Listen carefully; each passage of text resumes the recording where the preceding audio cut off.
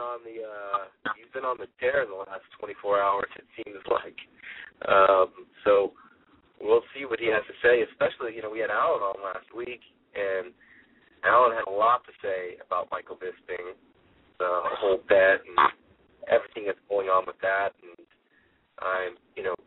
Ben, the one thing I always love about Ben is that he cuts to the chase and he shoots it straight. He tells you exactly what's on his mind, and he doesn't pull any punches. He doesn't bullshit. So, I really respect that about the guy that, he doesn't really give a shit what anybody says. He says what he feels, and doesn't care about the politics in between, whether he's talking about GSG, Dana White, Olympic wrestling, or Michael Bisping. And he's a phenomenal fighter. He's the Bellator welterweight champion. He can't be beat. Nobody has been able to figure out his riddle. So outside of his personal demeanor, he's also a fantastic, phenomenal athlete. I'm going to let you introduce him, George, because we have him on the line right now, I think. Well, yes, we're going to bring in Ben Askren, Bellator welterweight champion, undefeated. How you doing today, Ben? I'm doing great. Thanks for having me on, guys. Thanks for coming. Ben, you've been. We'll just get right into it. We had Alan on last week. He's got a big fight with Michael Bisping coming up. You had a funny exchange with him yesterday. What prompted that exchange? Yeah, I just, obviously I'm good friends with Alan, so, he was making those excuses about Belfort on Saturday, which, okay, that's bullshit. So, actually, Bisping's actually right about that one. It's kind of crap that Belfort's on the testosterone replacement. So, he's actually right about that one. But I just cut to it. I said, Alan's not juicing, so what are you going to do when he knocks you out? What's your excuse going to be then? And he didn't like that very much. Yeah, he didn't sound very appreciative of those comments.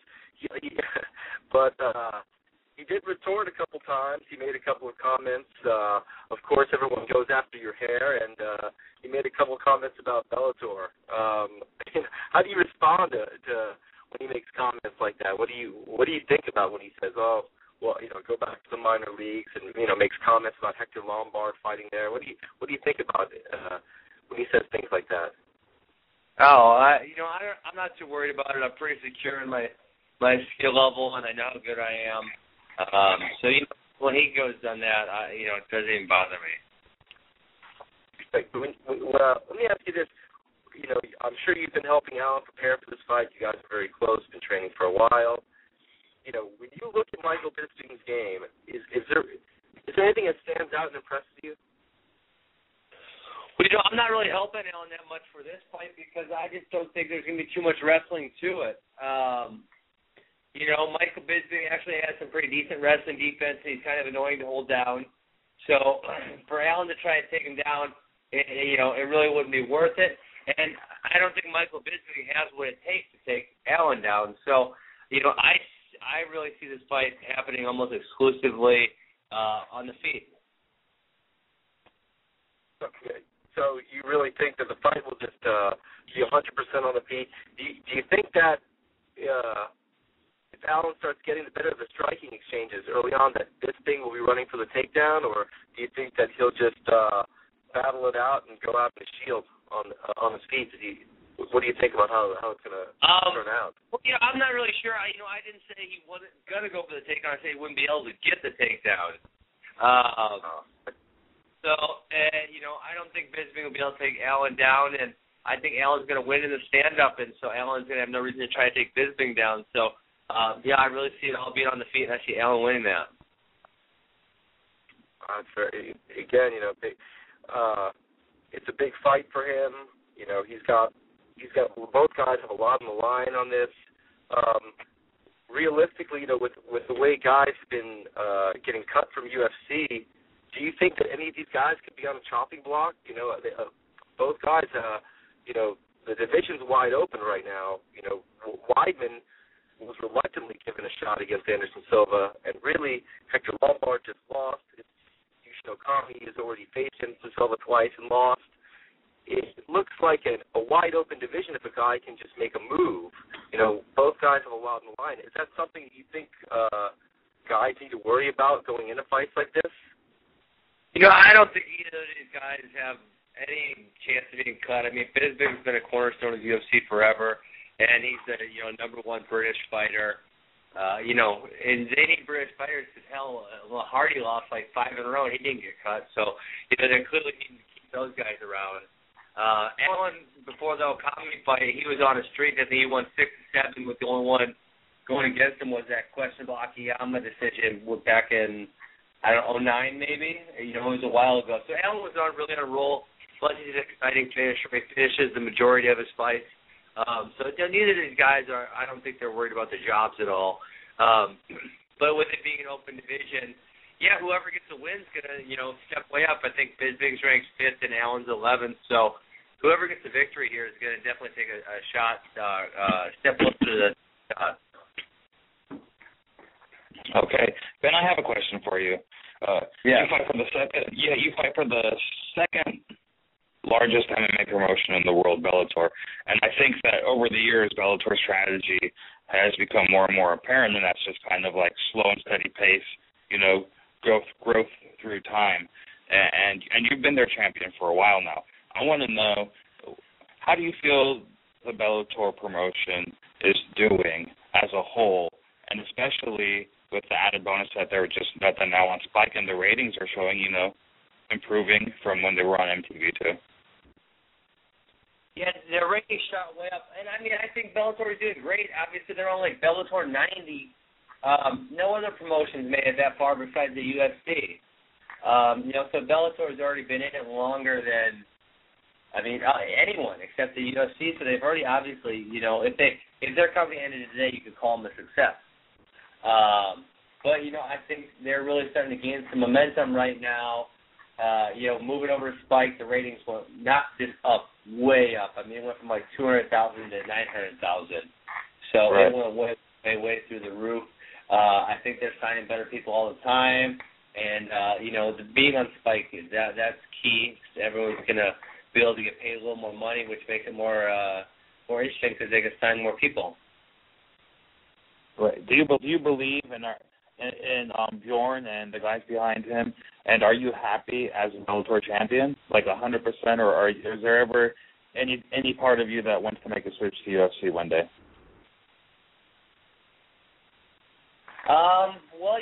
Bellator's been great to me. I have really zero complaints about Bellator.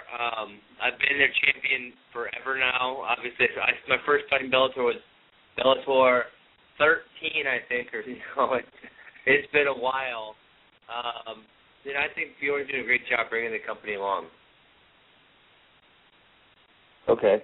Let's just say, and I'm not trying to pitch you against your employer at all. I'm just speaking in pure hypotheticals. Let's just say that there was buzz and the UFC wanted you. Is that ever an option to go over there and fight like the guys like GSPs and the Nick Diaz and the Carlos Condits? Those are the guys that really have the star power in the welterweight division. And would you as a competitor, to get an opportunity against those guys one day? Yeah, obviously, there'll be a point when my contract's up with Bellator, and Bellator is, either going to have to put up or shut up. They're going to have to put their money where their mouth is, and it shows that they're a legitimate threat to the UFC.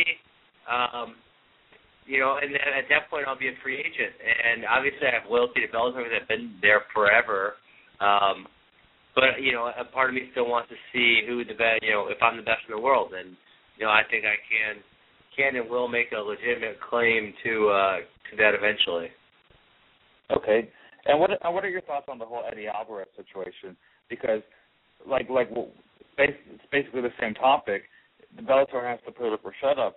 And if the UFC comes in and offers you a real creamy deal with good signing bonus and pay-per-view points and gives you an Eddie Alvarez type offer, what happens? Because Bellator, they're not letting go of Eddie, and they probably, if the same thing happens with you, they probably wouldn't let go of you either. So what do you do? And what are your thoughts on that? That's not my situation. That's my manager's situation to work that out, and Bellator is going to keep Eddie, and I don't know the specifics of that deal. I have no idea. And so if they match the UFC and they got matching rights, then it sounds like they did what they needed to do, and Eddie needs to start fighting. As far as I'm concerned, I'm not a manager, I'm a fighter, so, who knows? I don't know what's going to happen. Okay. Sorry we dropped your call, man. That was weird. But I got you back on. We're live still, so. Oh, okay. I tried calling back, and no, it didn't have anything on there when I called back. Yeah, sorry about that. I think we just had a little bit of technical glitch. But okay. Let's do it. Yeah. Okay. So let's repeat that last question. The Eddie Alvarez situation as it pertains to you. Thoughts, concerns. Yeah. Like I said, that's my manager's job. That's not my job. If Bellator has matching rights and they match the offer, then they did what they need to do, and that's how it goes. Do you really feel like it was really a match? If you were are pay-per-view points, do you feel like that should be counted towards something? Well, I see the whole deal, so unless I can review it point by point, I honestly, at this point, all of us are just guessing because none of us have really seen it. So, I have no idea what that deal really said. Let me get away from this for a second, and Ben, your last fight, a lot of people have said, Ben, he takes people down, he's holding guys down, but the last fight, you unleashed a barrage of vicious ground and pound. If anybody thought that you didn't do any damage on the ground, they definitely know you do some now. I mean, you were landing heavy shots, and it was a crimson mask and a bloody mess in there. What's the evolution of Ben Askren in the ground and pound now? What changed from fight to fight just like that? Yeah, I mean, that's really. It was just a matter of time, and I told everyone. But, I mean, when you think about it, when I started fighting in Bellator, I've been fighting for 1 year, literally 1 year. So, I wrestled my whole life. I picked up jiu-jitsu fast, but the striking took a little time to kind of sink in and fit with me. So I told every single person who wanted to listen that it was only a matter of time until I started hitting harder, until I started hitting more accuracy. And I just made that prediction come true. And, from here on out, it's only going to get better. It's only going to get harder. And, I'm working every day with some of the best striking coaches in the world, so I'm going to get better. So are we going to see, is the next step Ben Askren, are you going to be looking for a knockout, or are you always think that, you're going to put guys where you have a really, really decided advantage, and that's on the ground, you on top of them, passing their guard, and landing heavy shots? Yeah, I'm gonna take them down, pass their guard, beat them up. Maybe I don't pass their guard sometimes, and I'll just beat them up. I'm gonna do what I do best. That's what great athletes do. They do what they do best. If you were the Vikings and you got Adrian Peterson, are you gonna pass the ball? No, you're gonna give it to him 25 times and let him get 150 yards, right? So I'm not gonna stop doing what I'm doing. Obviously, I'm gonna continue my evolution as a fighter and get better. But until someone shows the resources to be able to stop my takedown, I'm not going to stop doing it. I have another question for you, Ben. Yeah. What do you think of John Fitch's recent UFC release? Interesting. This is a guy who has a really impressive, one of the best records in the UFC. But he's been labeled as like a boring fighter. They call him, like, I've heard him called smoke break. I've heard him called the blanket. But in the sense of true sports, I mean, he's a winner more than he's a loser. What are your thoughts on that? I mean, the funny thing about that is his 2 fights before he got cut, he had fight of the night against Eric Silva in Brazil. So, I think there's kind of a bad blood between him and the UFC for a while. I think maybe, going all the way back to when he wouldn't sign the video game deal. Remember, right. They cut him for like a day or 2 days, and then they brought him back. I think there's kind of always been some bad blood there, and obviously he's getting paid a crap ton of money. and that probably had something to do with it. But I don't know. That's like I said, I'm a fighter. That's Dana. That's his business to run. Would I have made that move? No, probably not. But it's his business. He signed the World Series of Fighting. Was that a fight you thought, hey, maybe I'll get that fight in Bellator? That would be a big fight for you. It's a top 5, top 10 guy. He's been there for a long, long time, highly regarded. Is that somebody that you thought, wow, they thought him, this is still a top guy. I need to get this fight. Is that one you want? Well, John and I are managed by the same person, and I've known him. I've been up there at AK and trained a few times. So, I was fairly indifferent. I figured if he signed with Bellator or whatever, I'll fight him. But it wasn't someone like who I dislike and who I look forward to fighting. So I didn't really have those feelings about him.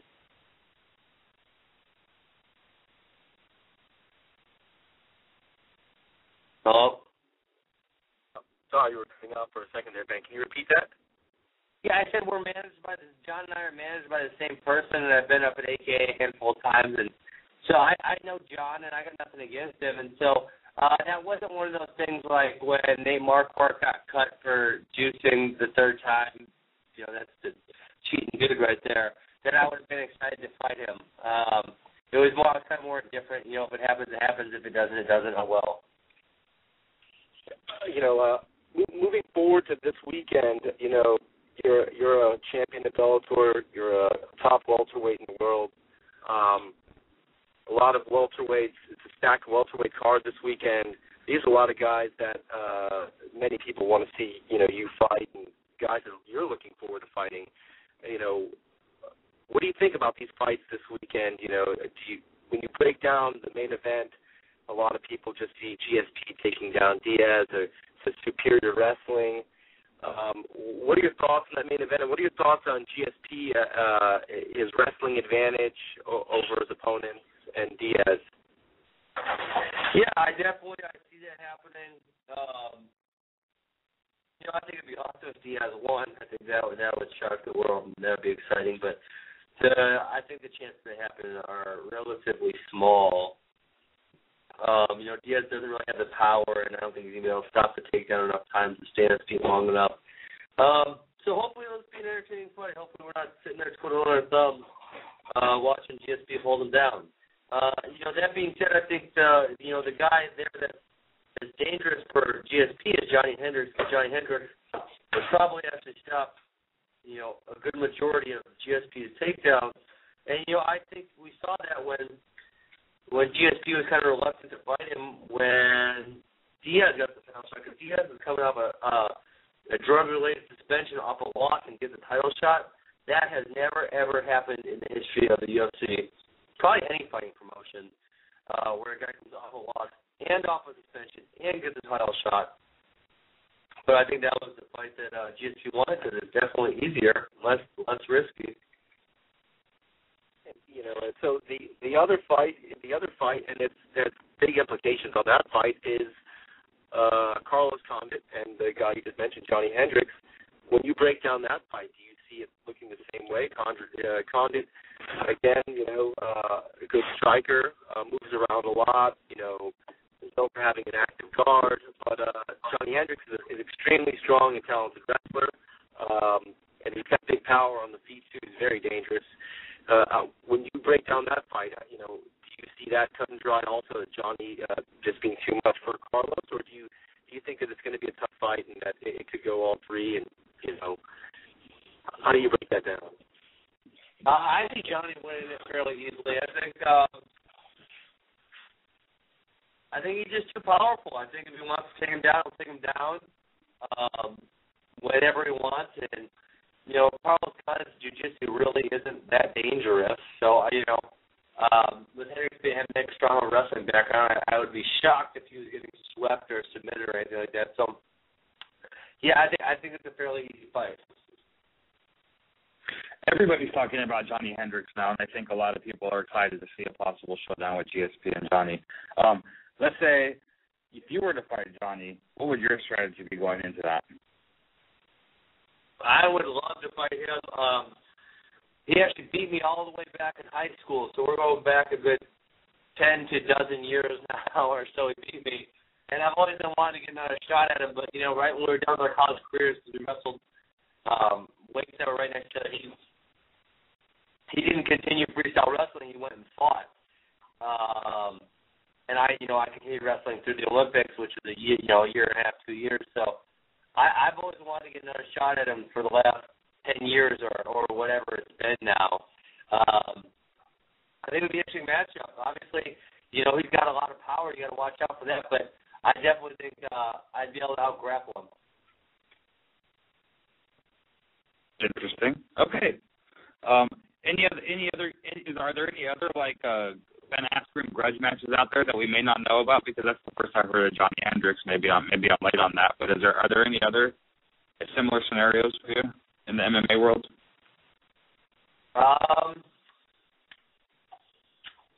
Not really. I can't think of any. I mean, there's a lot of people I kind of don't like, but no one that I really dislike to the point where, you know, they stick out in my mind.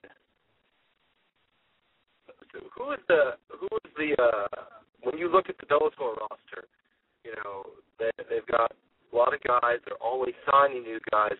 When you look at the roster, which name sticks out to you? You're like, well, that's going to be the fight. That's a fight that needs to happen. You know, this is what I'm excited for. This is the one the fans want to see. And you know, which one? What are you looking forward to? I mean, I really think the only guy with any kind of chance to beat me is Lima, and I already beat him 5 rounds to 0. But the fact is, he's a very dangerous striker. You know, he can knock people out with one punch, whether it's punches or kicks or whatever. So you know, he's the most dangerous guy on the roster by a long ways. I feel like. You know, I do think Ben Saunders matches up well with him to where Ben Saunders could win that fight potentially, but. For me, he's the most dangerous guy. Interesting. Alex, so did you have anything else for Ben? I think we're good, Mr. Askren, unless you have anything you want to say. Nope, thanks for having me on, guys. I appreciate it. All right, thank you for coming on, and good luck in your future fights, Ben. Thank you very much. All right. See ya. That we had a little mishap there with the technical difficulty. At least we got him back on the line over there. That's what happens when you do a live show. So, you know, I hate losing the momentum of the guest because Ben is such a good guest, and he will expand on a lot of different topics in mixed martial arts, not just his opponents. He'll talk about the whole division. He'll talk about guys, you know, the weight class above him. He doesn't care, and you know, that's. Again, I have a lot of respect for him like that. He really will, you know, he really will fight pretty much anybody. And, you know, he's making big strides for a person that's so young in his MMA career. You know, he really doesn't have that many fights. And, you know, that last fight, I think it was eye-opening to a lot of people. You know, here's a guy, he's got 11 professional fights. You know, he comes out there and, you know, people really didn't expect to see the vicious ground and pound that they saw that night. They didn't expect to see that from him. And I think he put notice on the division and let people know that, you know, he's for real and he's not there to lay on you. He's there to put his hands on you, and he's going to do some damage. If ground and pound keeps on developing, it could be a lot of problems for people because the takedown, people can't solve that puzzle with him. It's just too much lately. Yeah. What I want to know is two things from you, George. One is how could you let us completely go off the air while you're manning the switchboard and lose Ben Askren? And two, I don't know if you realize this or not, but you called me Alex on the air instead of Pedro. So I want to know how that happened. Well, the switchboard thing, I can't give you an explanation for it. I wish I could. The Alex thing, I can give the listeners an explanation for, okay? Because if a lot of people don't know this, but I've known you for a long, long time, before mixed martial arts, before we were involved in any of this, and That's just, that's what I I know you by Alex, and, it's not, both are your names, but, that's just one. I decided to call you Alex. I believe that when we were in Vegas for BJ's fight, I looked at you at the pre-fight party, BJ's pre-fight party, and I called you Pedro, and you looked at me and you said, you just called me Pedro. Yeah. I just did. But that's because I look, JD, everybody's calling me Pedro, and I say, even, you look at me like, why don't you call me Pedro? I don't know. It's just everybody else did it. So, again, force of habit, there's a backstory to the listeners. I'm sure none of you cared, but that is the story. Yeah, very interesting stuff. We had a good show today, I think. I really liked having Mike Dolce on. I was really sincere when I said, man, we could have this guy just on for 2 hours straight and let him just, run the show. He's like a fountain of information. I know. He knows everything when it comes to. There's some good insight that he's not just a nutrition guy. He has a multifaceted talent that he brings to the camp. He's bringing a lot more there, and I think that's why a lot of people seek him out for help. He's really helped a lot of guys, and it kind of speaks for itself. Vitor Belfort, say what you want, but he hasn't looked better in recent fights. He's been an absolute killer, and you can attribute that to whatever you'd like. But there's no question that Mike Dolce has been part of that. Yeah. Mike's the man. I really like talking to him. Yeah, for sure, Mike is the man. All righty. Well, we're down 2 shows now, Mr. Matthews. Yeah, besides the technical glitch, which again, we have no control over it. I've seen it happen, on pretty much every MMA podcast that's occurred on Rogan's podcast. It's happened probably a dozen times where it cuts out.